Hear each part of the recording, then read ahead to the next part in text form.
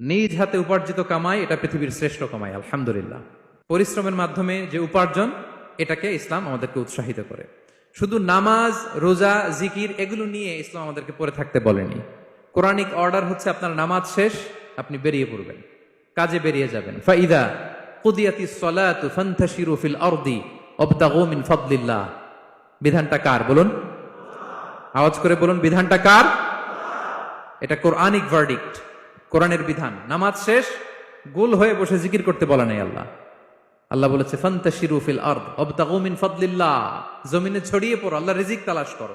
নামাজ শেষ, বেরিয়ে যাবেন। কৃষক চলে যাবে মাঠে,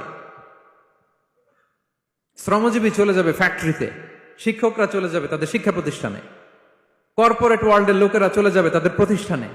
ডেভেলপমেন্ট করতে হবে, সিভিলাইজেশন করতে হবে। নামাজের পরে গোল হয়ে বসে থাকা